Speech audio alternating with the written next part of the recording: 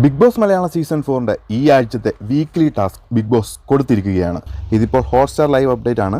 ആദ്യം തന്നെ ടാസ്കിനെ പറ്റി ഒന്ന് പറഞ്ഞു പോകാം. വീക്ക്ലി ടാസ്ക് എന്ന് പറയുമ്പോൾ ശുചിത്വം സുന്ദരം എന്ന് പറയുന്ന ഒരു ടാസ്ക് ആണ്. ബിഗ് ബോസ് ഹൗസ് എന്നത് HOH റിസോർട്ട് പ്രൈവറ്റ് ലിമിറ്റഡ് ആണ്. അതായത് ഹൗസ് ഓഫ് ഹൈജീൻ റിസോർട്ട്. ഒരു സുഖവാസ കേന്ദ്രമാണ് ഈ റിസോർട്ട്. ഇവിടേക്ക് വരുന്ന അതിഥികളാണ് ലക്ഷ്മിപ്രിയ, സുചിത്ര, ധന്യ, റോബിൻ, ദിൽഷ എന്നിവർ. ഇതിൽ ലക്ഷ്മിപ്രിയയുടെ ക്യാരക്ടർ എന്ന് പറയുന്നത് ആവശ്യമില്ലാതെ എല്ലായിടത്തും കയറി വരികയും ഇടപെടുകയും ചെയ്യുന്ന ഒരു ഓവർ പേഴ്സണാലിറ്റി ആയിട്ടാണ്. അടുത്തത് സുചിത്രയുടെ ക്യാരക്ടറിനെ പറ്റി നോക്കുകയാണെങ്കിൽ ഓവറായി വൃത്തിയൊക്കെ നോക്കുന്ന, ഒന്നിലും സാറ്റിസ്ഫൈഡ് അല്ലാത്ത ഒരാൾ. ഇനി ധന്യയുടെ ക്യാരക്ടർ നോക്കുകയാണെങ്കിൽ ഒരു ഒന്നാം തരം കോഴി എന്ന് തന്നെ പറയാം. പുരുഷന്മാരോട് ബലഹീനതയുള്ള ഒരു ക്യാരക്ടർ, അത്യാവശ്യം വായി നോക്കി നടക്കുന്ന ഒരു ഇന്റർനാഷണൽ മോഡൽ. അടുത്തത് ദിൽഷയുടെയും റോബിന്റെയും കാര്യം നോക്കിയാൽ ബിഗ് ബോസ് അറിഞ്ഞു കൊടുത്തത് തന്നെ എന്ന് പറയാതെ വയ്യ. അതായത് പുതിയതായി വിവാഹം കഴിഞ്ഞ നവദമ്പതികളായിട്ടാണ് അവർ ഹണിമൂൺ ആഘോഷിക്കാനായിട്ടാണ് ഈ ഒരു റിസോർട്ടിലേക്ക് വരുന്നത്. ഇതിൽ ദിൽഷ കുറച്ച് സ്വയം പൊങ്ങിയായ അഹങ്കാരിയായ ഒരു ഭാര്യ ആയിട്ടാണ്, ഭർത്താവായ റോബിൻ എന്നാൽ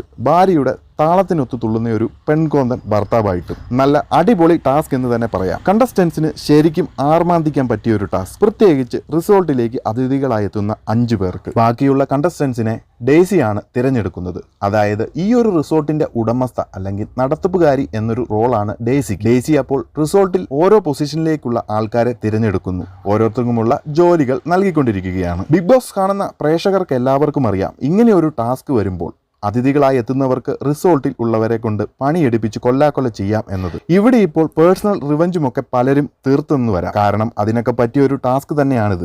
ടാസ്ക് കഴിയുമ്പോൾ ഇതിന്റെ പേരിൽ പല പൊട്ടിത്തെറികളും ഉണ്ടായെന്ന് വരാം. എന്നാൽ ടാസ്ക് നടക്കുമ്പോൾ എല്ലാം കടിച്ചു പിടിച്ച് സഹിച്ചേ മതിയാകും. എന്തായാലും ബിഗ് ബോസ് അടിപൊളി ഒരു ടാസ്ക് തന്നെയാണ് കൊടുത്തിരിക്കുന്നത്. അതിഥികളായി എത്തുന്ന ഈ 5 പേർക്കും ശരിക്കും അവരുടെ പെർഫോമൻസ് കാഴ്ചവെക്കാൻ കിട്ടിയ ഒരു വൻ അവസരം തന്നെയാണെന്ന് പറയാം.